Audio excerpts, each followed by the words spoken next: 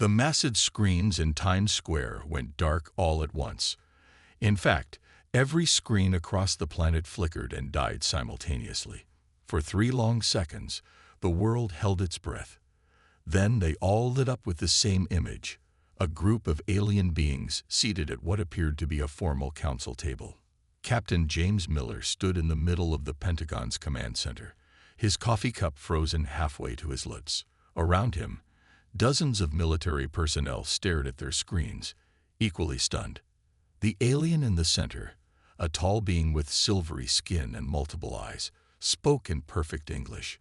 Its words were simultaneously translated into every language on Earth.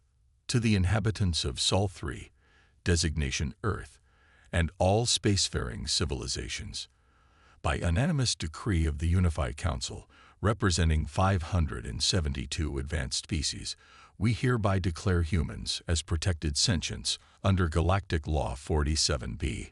Any harm to humans, their colonies, or their interests will be met with immediate and severe consequences. We do not kill humans. No one should. The message repeated 3 times before every screen returned to normal. Sir, Lieutenant Parker's voice cracked as he addressed Captain Miller. What do we do? Miller placed his coffee cup down carefully. 20 years in the Earth Defense Force hadn't prepared him for this. Get me the President, the Joint Chiefs, and every expert on alien contact we have. Something's not right here. Within hours, the world erupted into chaos. Not from panic, but from celebration. Humanity had been recognized by alien life. And not just recognized, but protected. Street parties broke out in major cities. Religious leaders declared it a sign of divine providence.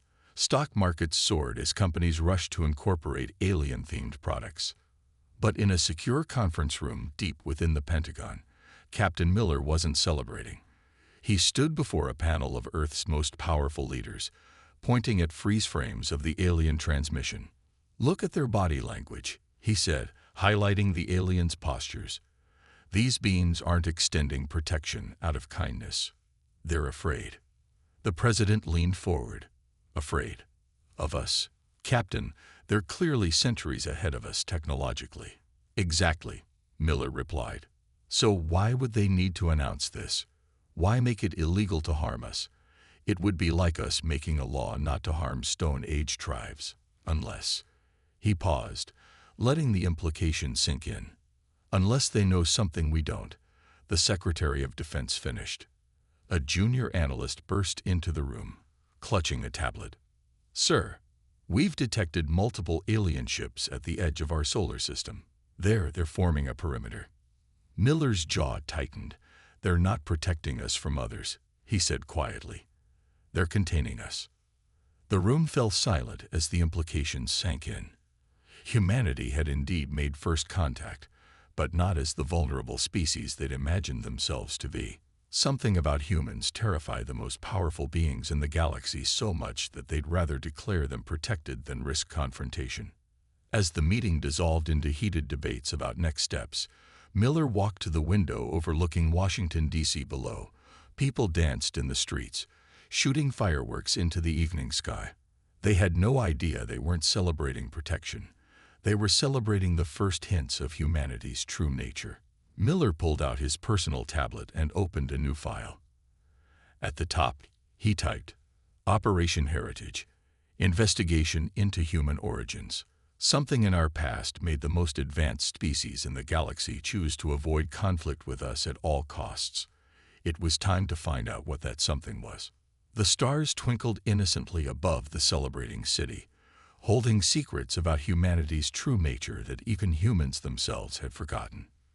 But they would remember soon enough. 3 months after the alien announcement, Lieutenant Anna Cole stood in the ruins of what appeared to be an ancient battlefield on Mars. Her breath fogged the inside of her helmet as she stared at the impossible sight before her. This can't be right, she muttered, checking her scanner again. These blast marks are over 10,000 years old. The red Martian dust had hidden these ruins until a recent storm revealed them. Now, scattered across the valley floor, lay the remains of what could only be described as a massive space battle. Twisted metal fragments stretched for miles, some bearing clear signs of weapons fire. "Base, are you seeing this?" Anna adjusted her helmet camera, making sure the feed was clear. She picked up a strange piece of metal, roughly the size of her palm. It was oddly warm to the touch, even through her gloves. "We see it, Lieutenant," Captain Miller's voice crackled through her radio. After the alien announcement, he'd been put in charge of investigating humanity's mysterious past. "But focus on the structure to your left. Those markings look familiar." Anna turned toward a half-buried wall, its surface covered in deep gouges. As she brushed away centuries of dust, her hand froze. The marks weren't random battle damage. They were letters. English letters. "Captain," her voice shook slightly. "We've got writing here. In English. On Mars. From 10,000 years ago." The command center back on Earth fell silent. It was impossible. Humans hadn't even invented writing 10,000 years ago, let alone space travel. Yet here was proof that someone had not only reached Mars, but fought a battle here, and left messages in modern English. As Anna continued clearing the wall, more text became visible. "Remember the cost. Remember why we chose to forget."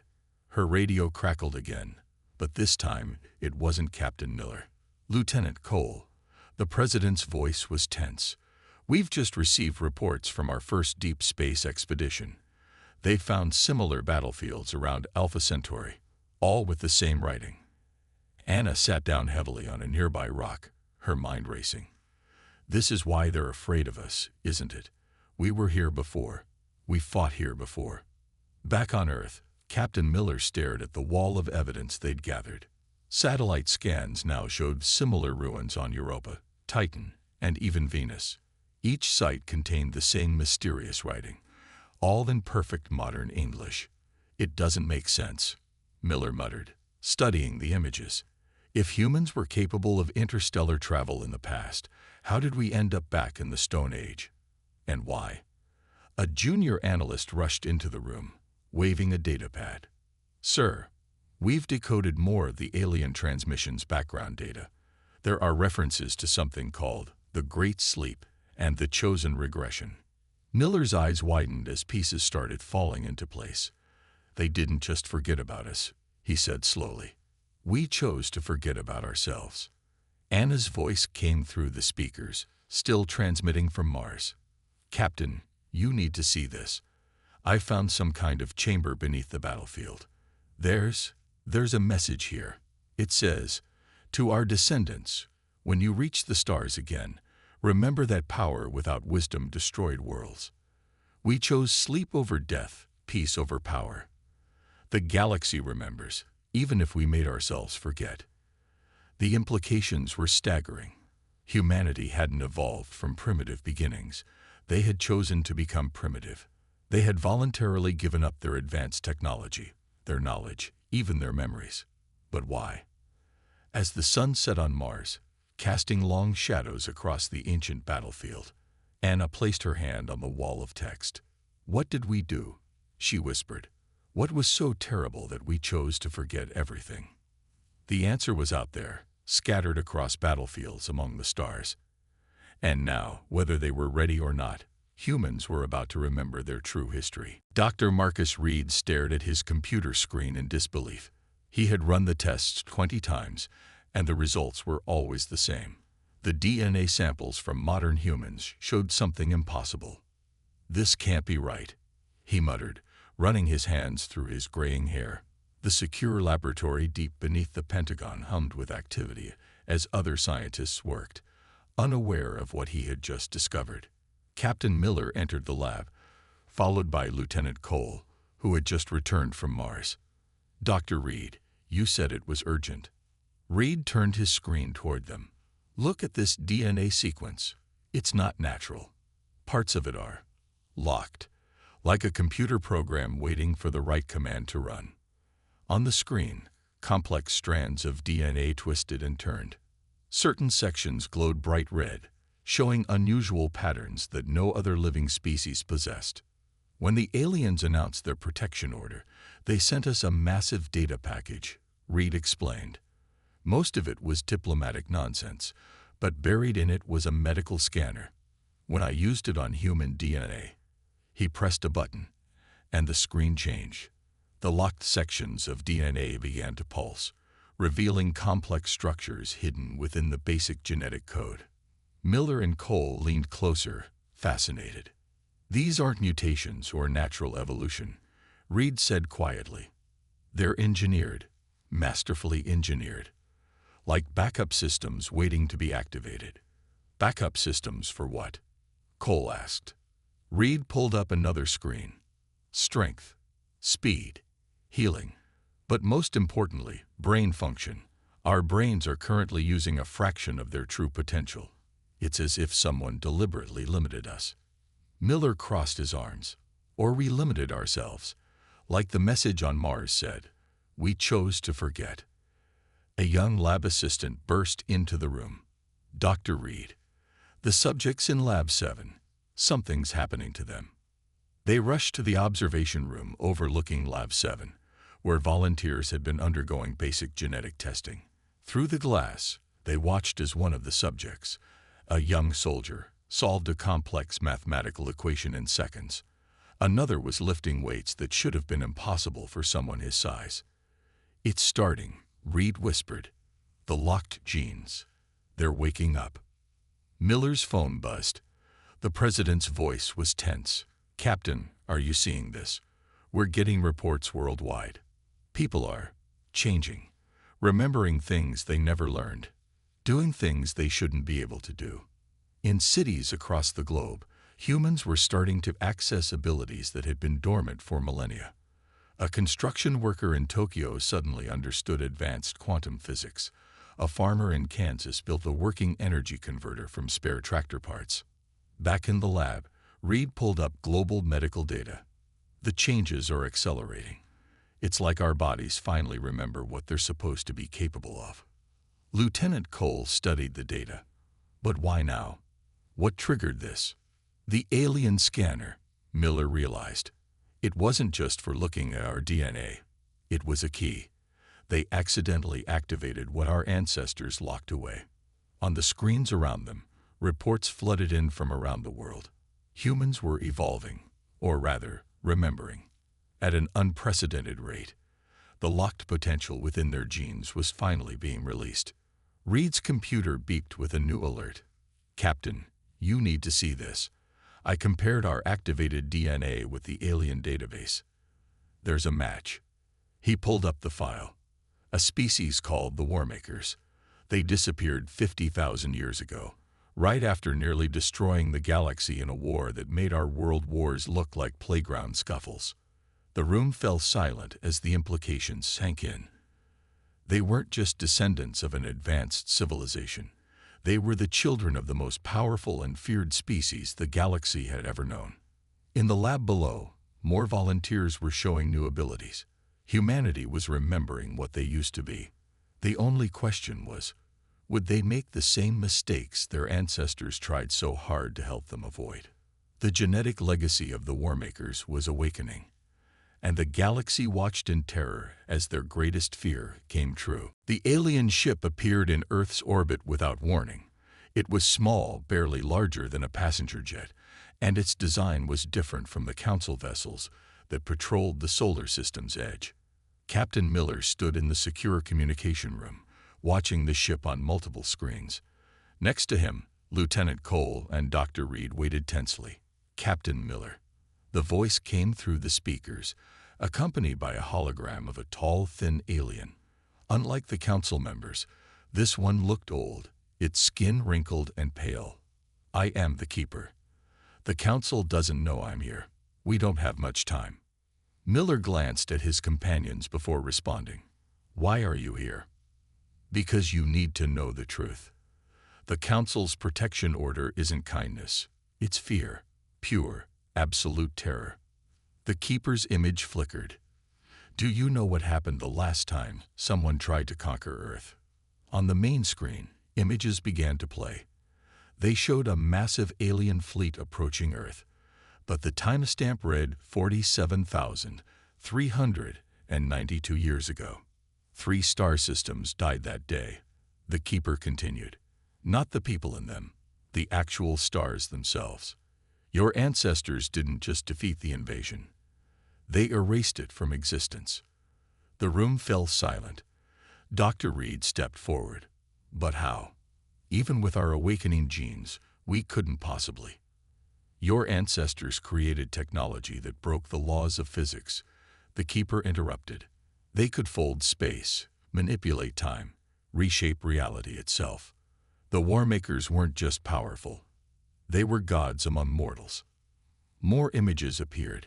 Ancient battles where single human ships faced entire fleets, planets being moved like chess pieces, stars being used as weapons. But power corrupts, the Keeper said softly. Your civilization split into factions. The war they'd fought nearly destroyed the galaxy. That's when the survivors made their choice. Lieutenant Cole's eyes widened. The Great Sleep.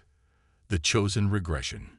Yes, rather than risk destroying everything, they locked away their power, both technological and genetic. They chose to start over, to evolve again naturally, hoping their descendants would make better choices when they finally remembered. Captain Miller leaned forward. Then why tell us this? Why risk coming here? The Keeper's hologram smiled sadly. Because you're different from your ancestors. We've been watching. When you fight, it's to protect, not destroy. When you advance, you try to help others advance with you. You've grown beyond what you were. Suddenly, alarms blared. Council ships were approaching. They're coming for me, the Keeper said calmly. But remember this, the Council's fear isn't just about what you were, it's about what you could become. Your ancestors' power came from division and conquest. But you've learned to advance through unity and cooperation. The hologram started to fade. The genetic changes can't be stopped now. You'll remember everything soon. But you have a choice about what to do with that knowledge. Your ancestors chose sleep to prevent destruction. You can choose to wake up and create something better. As the transmission ended, they watched the Keeper's ship vanish moments before the Council vessels arrived. In the silence that followed, Dr. Reed checked his tablet. The awakening is spreading faster. By next week, most of humanity will have access to their full genetic potential. But now we know why, Miller said quietly. And we know we have a choice about how to use it. Lieutenant Cole walked to the window, watching the Council ships scanning the area where the Keeper had been. Our ancestors were powerful enough to make the galaxy tremble, but they were afraid of their own power. Maybe that's the difference, Miller replied. They were afraid of what they could do. We're afraid of what we should do, and that's what will make us better than they were. The Council ships left orbit, returning to their patrol. But Earth had changed. Humanity now knew both the source of the galaxy's fear and the reason for their ancestors' choice. The question was, what choice would they make with this second chance? The first test flight of humanity's new ship happened just 6 weeks after the Keeper's visit. Captain Miller stood on the launch platform, watching engineers make final adjustments to a vessel that shouldn't exist. No one had taught them how to build it. The knowledge had simply appeared, as if remembered from a dream. Ready for launch, Captain. Lieutenant Cole's voice came through his earpiece. She sat in the pilot's seat, her newly awakened abilities making her the perfect choice for this mission. The ship looked nothing like traditional spacecraft. Its silver hull seemed to bend light around it, and its engines had no visible exhaust ports. It was built purely from humanity's reawakened knowledge. All stations, report, Miller commanded from the control room. Dr. Reed's voice was excited. Medical monitoring online. The crew's genetic awakening is stable. They're ready. The ship lifted off without a sound. No flames, no thrust. It simply rose into the sky as if gravity was optional. Within seconds, it reached orbit. This is incredible, Cole reported. The ship, it's like it's part of me. I can feel where I want to go, and it just responds. Around the world, similar breakthroughs were happening. A teenager in Brazil designed a device that could clean polluted water instantly. A farmer in India created seeds that could grow in any soil. Humanity's locked potential wasn't just about war and power, it was about all forms of advancement. But not everything was peaceful. In orbit, Council ships moved closer, their weapons charged. "They're scared," Miller muttered, just like the Keeper said. Cole's voice came through again. "Captain, I'm getting strange readings. The ship, it's showing me something. Coordinates. Ancient shipyards, hidden bases, technology caches, all left by our ancestors." "How far?" Miller asked. "The closest is just past Mars." "Should I?" "Go," Miller ordered. "But remember our discussion. We observe only. No weapons, no aggressive moves." The ship disappeared in a flash of light, reappearing near Mars instantly. The Council ships scrambled to follow but couldn't match the speed. In the hidden base, Cole and her team found more than technology. They found history, records of the Great War, the reasons behind the Great Sleep, and most importantly, the hopes their ancestors had for their descendants. Back on Earth, Dr. Reed burst into the control room. "Captain, you need to see this.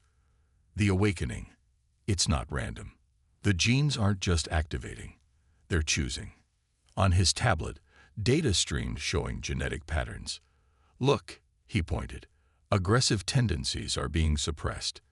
Empathy centers are being enhanced. The genes aren't just making us remember what we were, they're trying to make us better than we were." Miller watched as more reports came in from around the world. People weren't just remembering knowledge, they were remembering wisdom. The mistakes of the past became lessons for the future. Our ancestors didn't just hope we'd be different, Miller realized. They made sure of it. They coded peace into our very DNA. Cole's voice crackled through again. "Captain, the Council ships, they're backing away. I think they finally understand.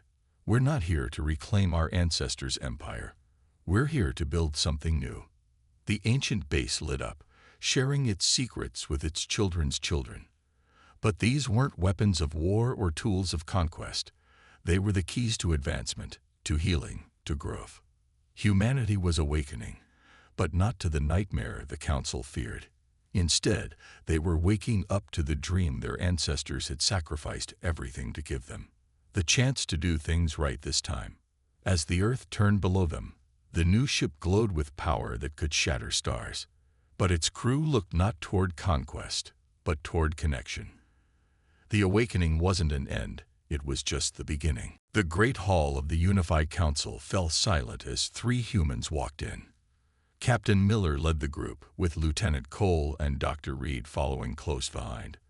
They were the first humans ever invited to address the Council. The same silver-skinned alien who had announced humanity's protection now stood to greet them. "Humans of Earth," it said, its multiple eyes blinking nervously. "You have requested this audience." Miller nodded, stepping forward. "We found all the hidden bases. We've unlocked all the memories. We know who we really are, and we're here to discuss our future." The Council members shifted uncomfortably in their seats. They had watched over the past month as humanity rediscovered their true nature. Ships that could cross galaxies in moments. Technology that could reshape planets. Knowledge that could revolutionize or destroy civilizations. "We are the warmakers," Miller continued, his voice echoing in the chamber. "Or rather, we're their children. But we're not here to reclaim their empire." Dr. Reed activated a hologram in the center of the hall. It showed the final records from humanity's ancestors, the true story of why they chose to forget. The warmakers weren't just powerful, Reed explained. They were divided. 2 factions fought for control, one wanting to rule the galaxy, the other wanting to protect it. The protectors won, but at a terrible cost.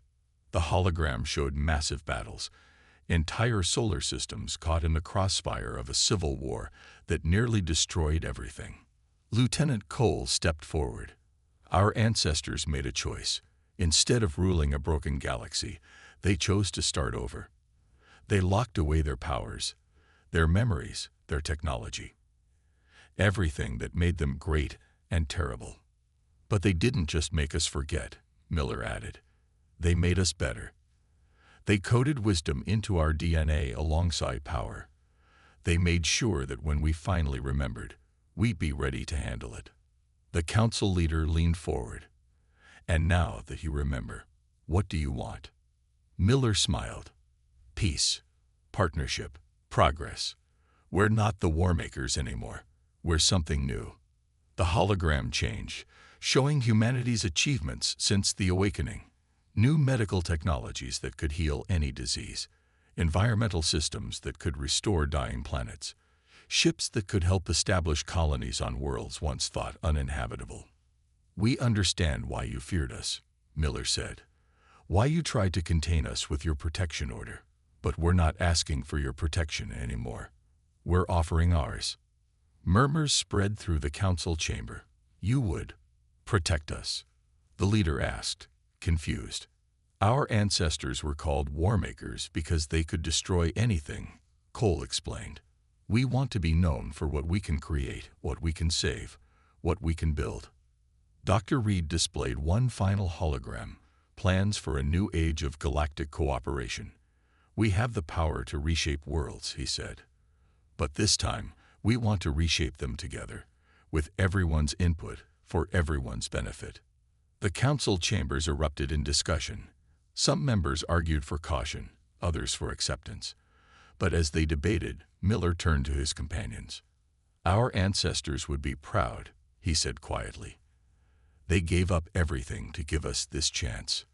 Cole nodded. And we're not wasting it. We're building something better than an empire. We're building a community. The council leader raised its hands for silence. We have heard your words, it announced, and we see that our fears, while once justified, are no longer needed. The children of the warmakers have indeed become something new. As the council began to discuss terms for humanity's new role in galactic society, Miller looked out at the star-filled sky visible through the chamber's crystal dome. Their ancestors had fought war after war among those stars. Now their descendants would use the same power to create peace. The age of the warmakers was truly over. The age of the peace builders was about to begin. 1 year after the council meeting, Captain Miller stood on the observation deck of Earth's first galactic embassy. Below him, representatives from hundreds of alien species mingled with humans, sharing knowledge and planning joint projects. Still getting used to it? Lieutenant Cole asked, joining him at the window. She had just returned from leading a mission to help terraform a dying planet, using the recovered knowledge of their ancestors to give new life to a world that had lost hope. Sometimes, Miller admitted, a year ago, they were so afraid of us, they made it illegal to harm humans. Now they're asking us to help build their future. Dr. Reed approached, holding his ever-present tablet. The latest results are in, he said excitedly. The genetic awakening has stabilized. Every human born now naturally accesses their full potential, but with all the safety measures our ancestors built in. Through the window, they watched a group of human children playing with alien youngsters. The children were using their enhanced abilities naturally, but not for fighting or power. Instead, they created beautiful light shows and helped their alien friends float gently through the air. That's what our ancestors hoped for, Cole said softly. Not warriors, but teachers. Not conquerors, but helpers. A familiar figure approached them, the Keeper now serving openly as a liaison between humanity and the Council. Your ancestors would be proud, the old alien said. You've achieved in 1 year what they fought wars for centuries trying to accomplish. Peace, Miller asked. Understanding, the Keeper corrected. The Warmakers tried to force the galaxy to unite. You've convinced it to unite willingly. On screens around them, news feeds showed humanity's impact across the galaxy. Ancient battlefields were becoming gardens. Dead worlds were coming back to life. Species that had fought for millennia were working together on massive engineering projects. We're building something better than an empire, Reed said, watching the feeds. We're building a future. The chamber darkened as a ship passed overhead. One of the new joint species vessels, crewed by humans and aliens working together. Its design combined human power with alien wisdom, creating something neither could have achieved alone.